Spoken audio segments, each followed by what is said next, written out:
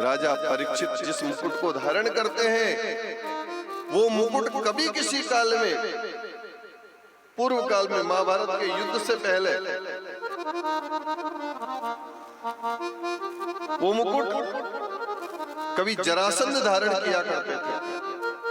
और भीम ने अपनी गदा से और भगवान श्री कृष्ण की कृपा से उस जरासंध को मार डाला। 28 दिनों तक द्वंद्व युद्ध चला।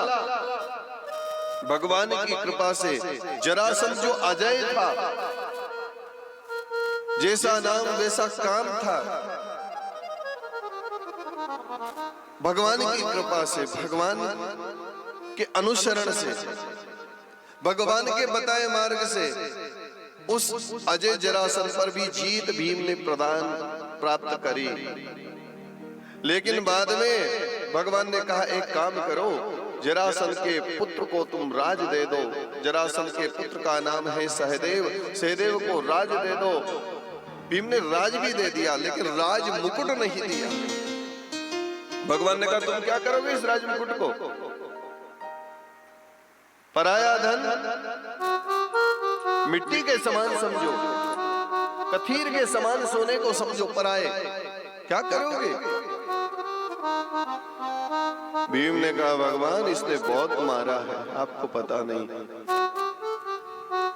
जे की दुखे पांसू होके आए,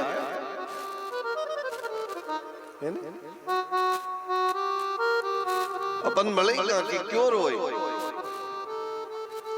पर जे की दुखे होके मालूम पड़े। भगवान ने कहा, अरे छोड़ो ये राजमुकुट को, क्या करोगे? जीत मिल तो गई है। ने कहा कि प्रभु इसने मुझे बहुत मारा है, राजमुकुट तो नहीं दूंगा, ले आया। भगवान ने युधिष्ठिर से कहा कि भीम राजमुकुट ले आए। युधिष्ठिर ने कहा, अरे भीम भैया तुमने ये क्या किया, क्यों ले आए? दे देते उसे, पर ठीक है ले आए तो कोई बात नहीं, इसे संदूक में बंद करा दो। एक बड़ी संदूक में बंद करा दिया। वही राजमुकुट भगवान के मना करने पर भी भीम ले आए थे। आज वही राजमुकुट परीक्षित ने माथे पे धारण कर लिया कलयुग के कारण, और कलयुग को कहीं परीक्षित के राज्य में जगह नहीं मिली, उसी राजमुकुट में आकर के कलयुग बैठ गया।